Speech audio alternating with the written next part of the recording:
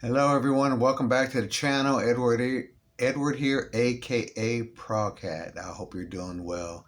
I apologize if you may be hearing some music in the background because this is the week of South by Southwest here in Texas.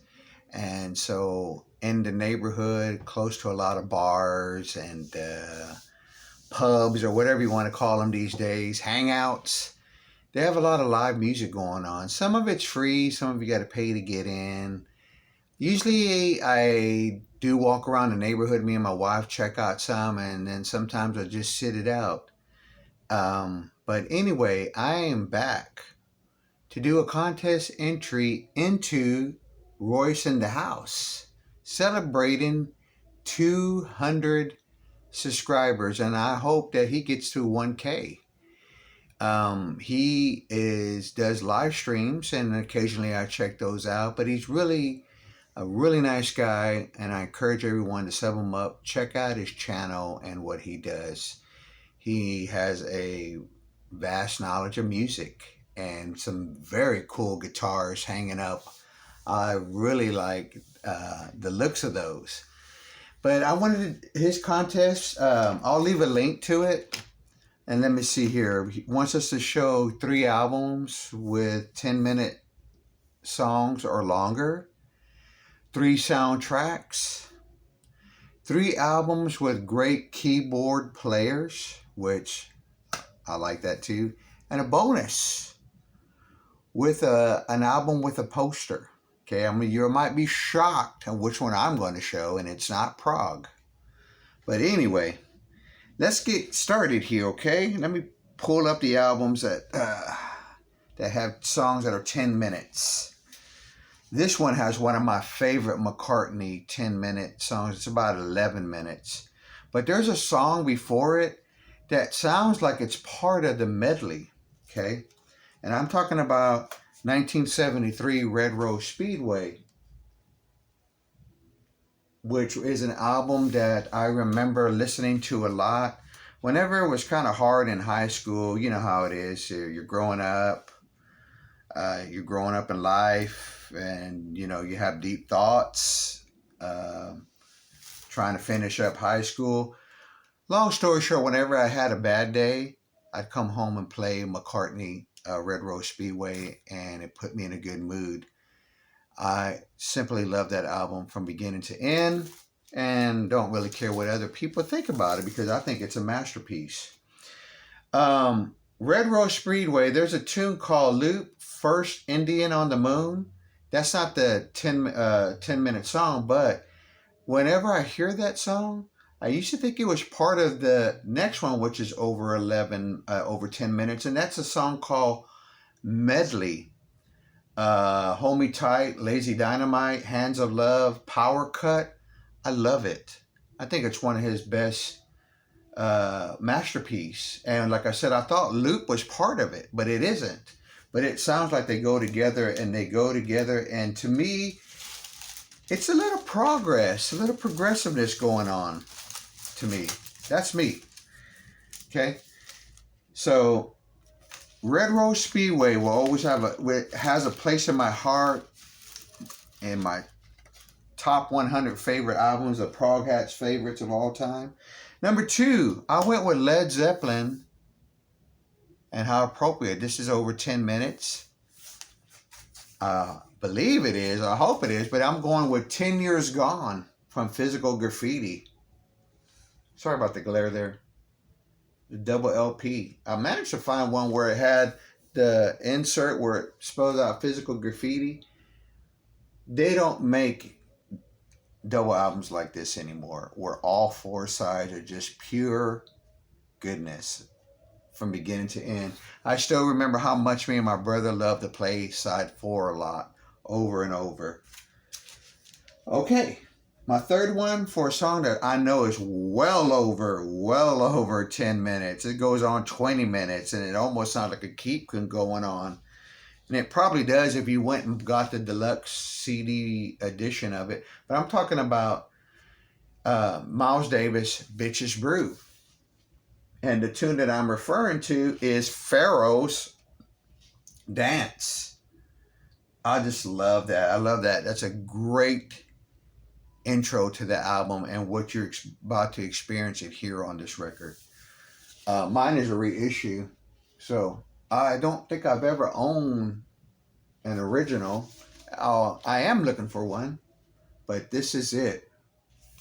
This is an album that I simply love from beginning to end. Okay, the next round is 3 soundtracks, and I'm going to show the 3 that Miss 80s Beth was so kind to send out of her collection, and I've been listening to them nonstop. So let me show the 3. Rocky, the first one, I love this. This is so good from beginning to end. I didn't realize there was funky. There's a lot of different types of music that go with the movie Rocky. And I don't know how to say, but it's a great soundtrack. I don't know why I never got it sooner. All right, there's number 1. Number 2, I have, she sent me Rocky number 3. Another great one. I love this one from beginning to end as well. And let's see here.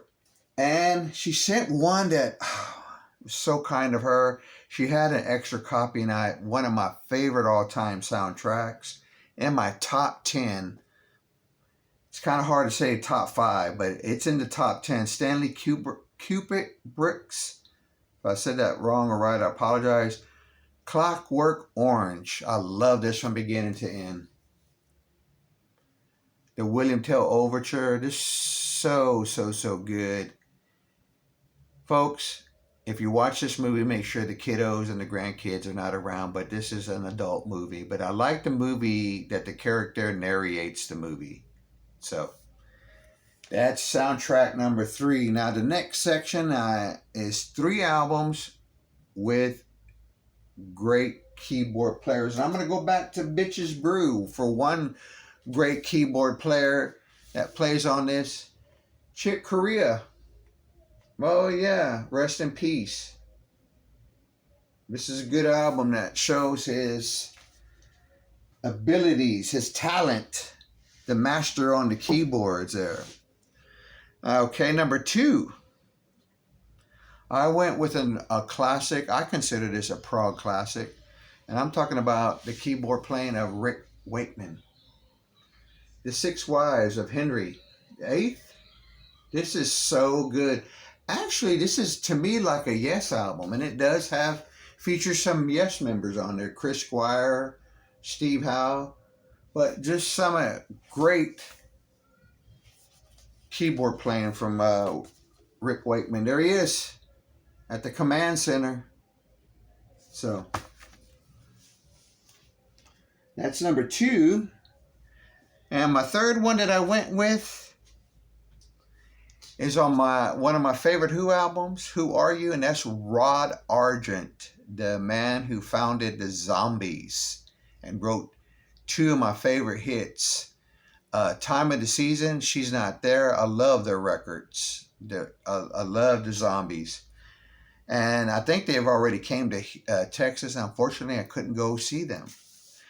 But he does some great keyboard playing on Who Are You? Yes. In fact, he plays on 3 other songs. And one of them he doesn't get credit for. And he talked about that in an interview.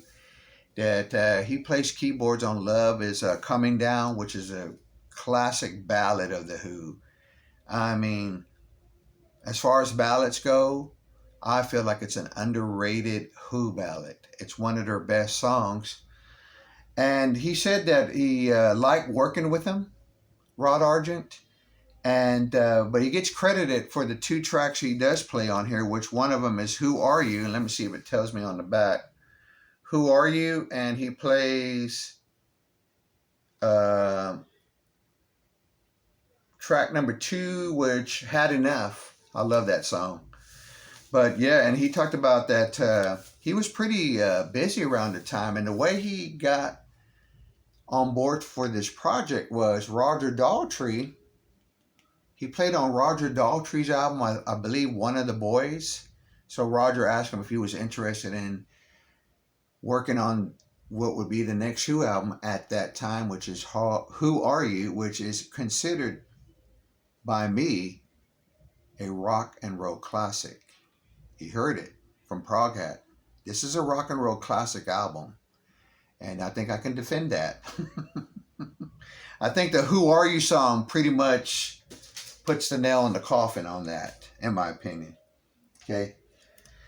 So anyway, now the bonus show an album with a poster. Well, I forgot that I didn't show a couple of other records in my last video that were part of that great big haul for all those records I found for $1. There were 2 of them, but this one right here I want to show because it has the poster in it. Okay, it's a Christmas album, and it's in very good shape. It's the John Denver, the Muppets. I love this Christmas album. Bring back a lot of memories when I listen to it. And so, this album, after I gave it a new inner sleeve, see if I can get it back out okay. It has the poster, and at one time somebody had it hanging on their wall. But I guess when they gave this up, they put the poster back in. And it does have a rip, so I don't want to keep opening it a lot. I'm just going to keep it in the record, but here it is. This is the poster for it. Very colorful. I love the poster. Rest in peace, John Denver. It's interesting. I'm showing John Denver again, and I found his greatest hits in that haul.